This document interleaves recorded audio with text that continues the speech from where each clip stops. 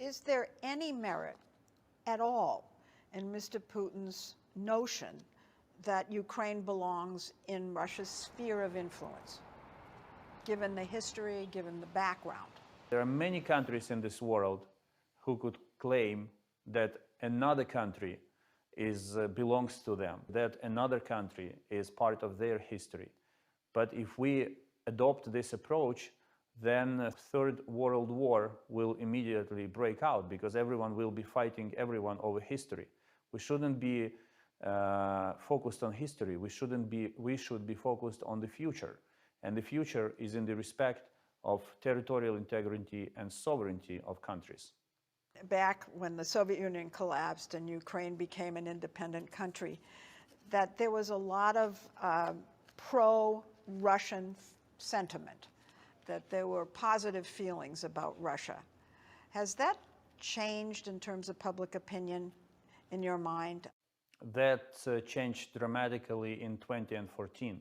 In fact, what President Putin did in 2014, he made millions of Ukrainians turn their backs to him, because they realized that Russia is not only about culture, about friends, but also about shells, war, and suffering.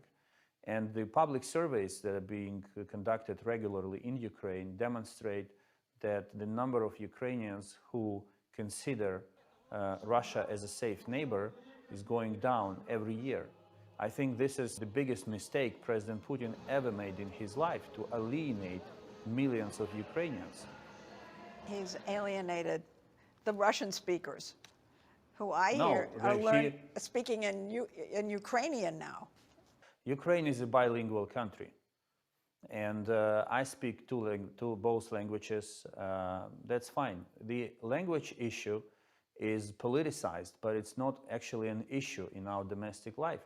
President Putin continues to insist that his role is to defend Russian speakers in Ukraine or elsewhere in the world, but in fact, many Ukrainian soldiers, they speak Russian, and they do not need that defense. President Zelensky's a Russian speaker. It doesn't make difference in Ukraine which language do you speak. What makes a difference is whether you support democratic Ukraine being part of the collective West with functioning market economy and human rights, or you want to live in an authoritarian country where police can beat you on the street, where you cannot do business without bribing an official, like it is the case in Russia. This is the difference. It's a choice between democracy and authoritarian regime.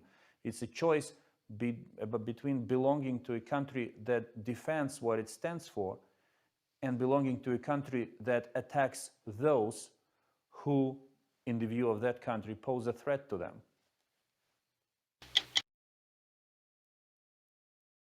Latest news.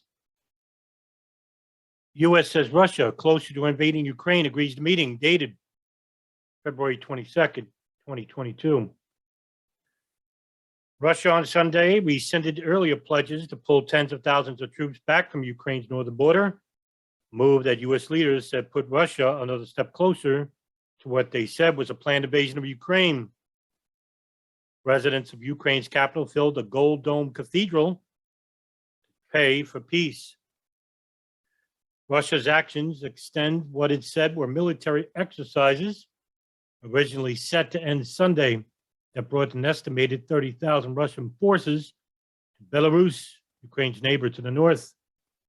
They are among at least 150,000 Russian troops now deployed outside Ukraine's borders, along with tanks, warplanes, artillery, and other war material. The continued development of the Russian forces in Belarus raised concern that Russia could send these troops to sweep down on the Ukrainian capital, Kiev, a city of about 3 million people, less than a 3-hour drive away. What appeared to be a last-ditch diplomatic gambit brokered with the aid of French President Emmanuel Macron, the White House said U.S. President Joe Biden has agreed in principle to meet with Russia's President Vladimir Putin as long as he holds off on launching an assault that U.S. officials warn appear increasingly more likely. White House Press Secretary Jen Psaki said that the administration has been clear that we are committed to pursuing diplomacy until the moment an invasion begins. U.S. Secretary of State Antony Blinken and Russian Foreign Minister Sergei Lavrov are set to meet on Thursday in Europe, as long as Russia does not send its troops into the Ukraine beforehand. Psaki said in a statement, "We are always ready for diplomacy. We are also ready to impose swift and severe consequences should Russia instead choose war. And currently, Russia appears to be continuing preparations for a full-scale assault on Ukraine very soon." In Kiev, life outwardly continues as usual for many on a mild winter Sunday, with brunches and church services, ahead of what Biden said late last week was an already decided upon Russian attack that never came through. Katerina Spanchek, who fled a region of eastern Ukraine when it was taken over by Russian allied separatists, was among worshippers crowded into the capital's St. Michael's Monastery, smoky with the candles burned by the faithful to pray that Ukraine be spared. Spanchek went on to say, "We all love life, and we are all united by our love of life. We should appreciate it every day. That's why I think everything will be fine." U.S. officials said Sunday that Biden's assertion that Putin has made the decision to roll Russian forces into Ukraine was based on intelligence that Russian frontline commanders have been given orders to begin final preparations for an attack. The official spoke on a condition of anonymity to describe the sensitive intelligence. The United States and many European countries have charged for weeks that Putin has built up the forces he needs to invade Ukraine, a westward-looking democracy that has sought to move out Russia's orbit and is now trying to create pretexts to invade. Western nations have threatened massive sanctions if Putin does.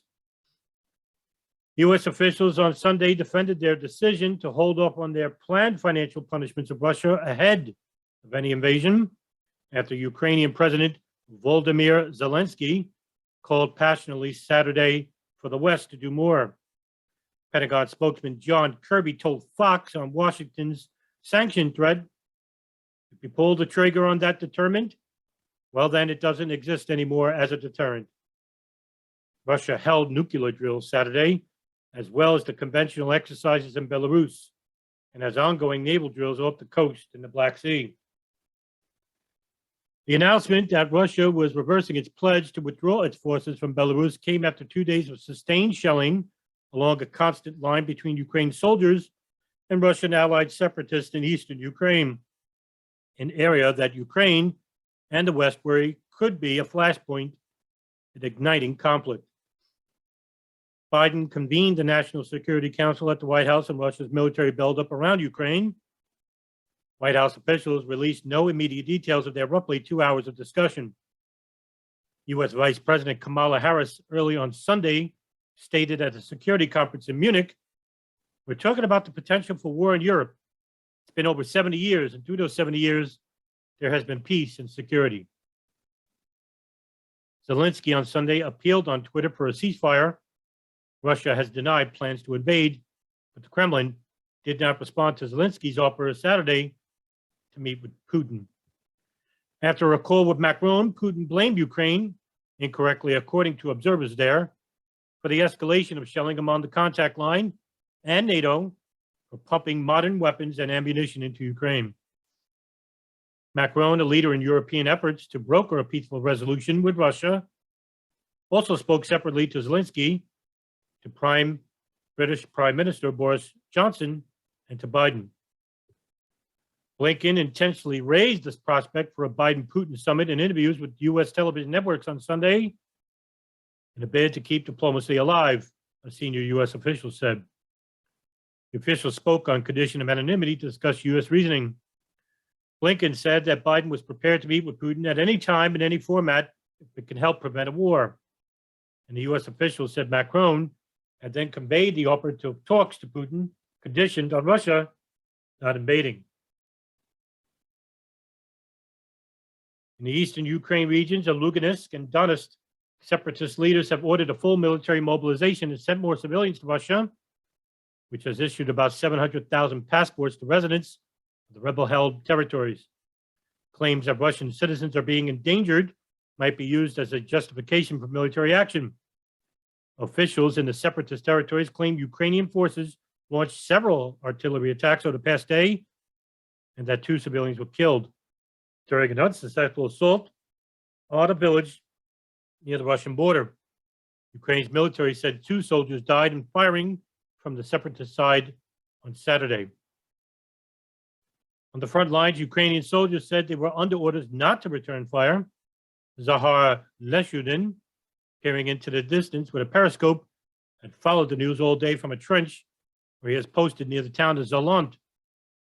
He went on to say, right now, we don't respond to their fire because they are shooting at us now. They are aiming at our command post.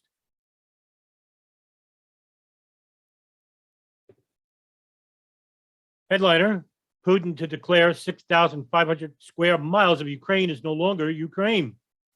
Dated February 21st, 2022.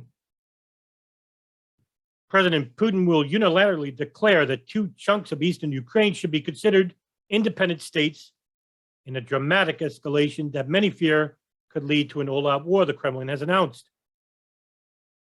In an address to the nation on Monday, the Russian president is set to formally recognize that the pro-Kremlin regions of Luhansk and Donetsk, which stretch over 6,500 miles, were no longer part of Ukraine. The move follows a spectacularly bizarre meeting by Russian Security Council where Putin appeared like a mob boss testing his underlings as officials, one after another, spoke out in favor of recognizing the self-proclaimed republics. It was another grotesque spectacle on a day when the drum beats of war grew deafening. The aggressive and totally unjustified territorial claim followed a series of apparent false flag operations where the Russians tried to blame Ukrainian forces for a number of attacks.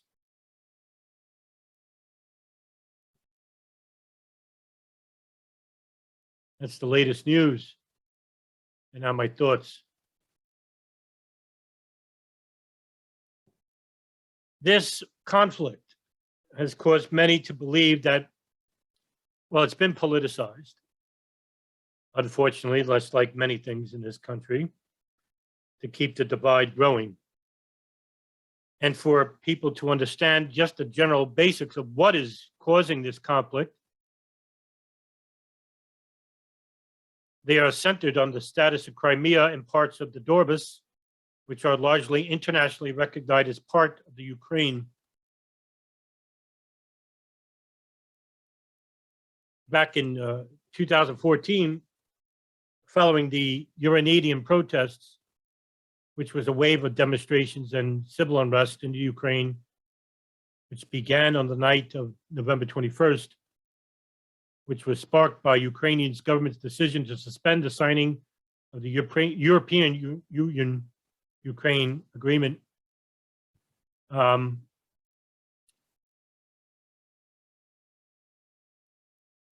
The protests and the subsequent removal of Ukrainian President Viktor Yanukovych on February 22nd, and amidst pro-Russian unrest in the Ukraine, in which Russian soldiers without insignias took control of strategic positions and infrastructure within the Ukrainian territory of Crimea, in which on March 1st of 2014, the Federation Council of the Russian Federation unanimously adopted a resolution to petition Russian President Vladimir Putin to use military force in Ukraine, in which the resolution was adopted after the start of the Russian military operation returning of Crimea, in which Russia then annexed Crimea after a widely criticized local referendum, which was organized by Russia after the capturing of the Crimean parliament to join the Russian Federation, in which the very next month, demonstrations by pro-Russian groups in the Donbas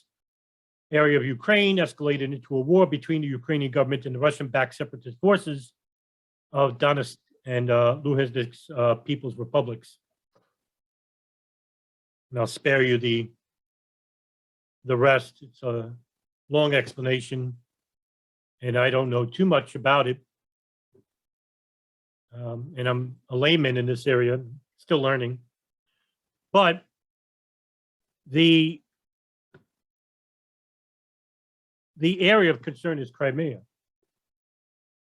and Donbas, in which, for the last 7 years, the conflict has not been expedited because nobody really wants a war, and the people are usually against conflict. It's usually governments who are for conflict.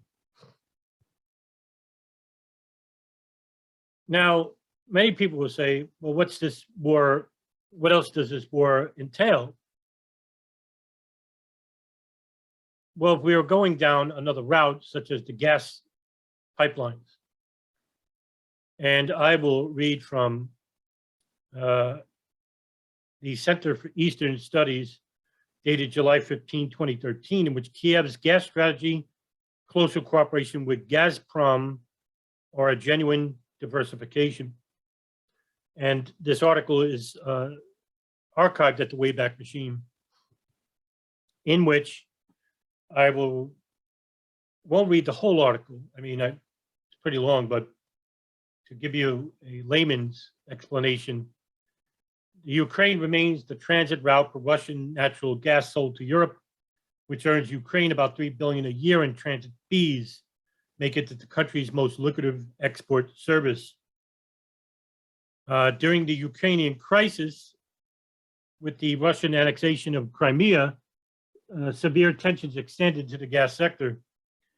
Eventually, the European Parliament Commissioner to Energy, Gunther Oettinger, was called in to broker a deal securing supplies to Ukraine and transit to the European Union, in which a terrorist explosion damaged Russia's Unigory-Ponomary pipeline in the Rozhnev district in the Ivano Oblast, Ukraine, in May of that year of 2014. It goes on to say that Russia planned to completely abandon gas supplies to Europe through to Ukraine after 2018. Russia's state-owned energy giant Gazprom has already substantially reduced the volumes of gas it transmits across the Ukraine and expressed its intention of reducing the level further by means of transit diversification pipelines, Turkish Stream, Nord Stream, and other companies. So you have that as well. And of course, you have Ukrainian ultra-nationalists who were a small part of the Euromaidan that I spoke about earlier. And this was covered in an article by The Intercept, written by Sarah Sirota on February 18th, just 2 days ago. I'm sorry, 3 days ago. And the article's name is Neo-Nazis, Not Top of Mind for Senate Democrats Pushing Weapons for Ukraine. And this actually happened. In fact, I'll read you a part of the article. Quote, last month, Senator Bob Menendez, Democrat out of New Jersey, introduced legislation to give Ukraine $500 million for arms purchases and impose what he's called the mother of all sanctions on Russia if it invades. The bill mandates a number of reports on U.S. defense equipment transfers and Russian intelligence threats, as well as the expansion of American-used propaganda, but it makes no mention of reports to oversee whether U.S. weapons will go to white separatist groups like the Azov Battalion, a unit in the Ukrainian National Guard with ties to the country's far-right ultra-nationalist Nationalist Corps Party and Azov movement. Last year, Representative Elisa Slotkin, Democrat out of Michigan, called on Secretary of State Antony Blinken to label the Azov Battalion a foreign terrorist organization, saying it uses the internet to recruit new members and then radicalizes them to use violence to pursue its white identity political agenda. The issue was not on Mendes' radar Wednesday, in which he said that's a level of detail I'm not so sure about, end quote. So if we're looking at this from a Democratic or Republican political point of view, it's a losing view because each side is going to use propaganda and then hide the details about their legislative agendas toward the Ukraine or toward Russia because the U.S. has interests. And those interests are not known to you because if you're watching Fox or if you're watching CNN, you're watching propaganda through and through. There is no debate about this issue. The national media in the United States is propaganda through and through. If you are not accepting of this, you're living in denial. End of story. They didn't tell you the truth about 9/11. They didn't tell you the truth about the Iran-Contra scandal. They didn't tell you the truth about JFK. They didn't tell you the truth about World War II. They didn't tell you the truth about World War. Can we go down the line? They didn't tell you the truth about COVID. They didn't tell you the truth about history. What makes you think they're telling you the truth about this situation? The United States doesn't have friends. They have interests. And those interests come at the private military industrialists, the fossil fuel companies, the banking industry, the foreign lobby industry, the weapons manufacturing industry, the Pentagon, the intelligence services, such as the NSA, CIA, DIA. And then you have Congress. They generally agree on the more important topics, such as war or the Pentagon issues, or defense issues, or the intelligence issues. But they vehemently disagree when it comes to issues such as the American people's interests. This is the reason why legislation that benefits minimally, at best, the American people. These legislations and bills usually take months and years. When it comes to Israel, when it comes to Saudi Arabia, when it comes to the Pentagon, it is immediate. We're going to need an informed and nonpartisan mindset in order to take back what is left of this country and what is left of us. Because at this point, if we're going to keep looking at ourselves as the enemy through the political lens, through the religious lens, through the racial lens, through the sexist lens, and these are all human constructs, they're not natural. You're not born with these ideologies. They're learned applications, and they're all divisive. They're meant to keep you separated from each other because as a united public, you represent a threat to the establishment. And we need to start speaking out against these people who favor war against Russia. And if you're a libertarian or you're a moderate, and you are siding with Fox because they're speaking out against Russia, but yet they're pro-war against China, you're not doing enough.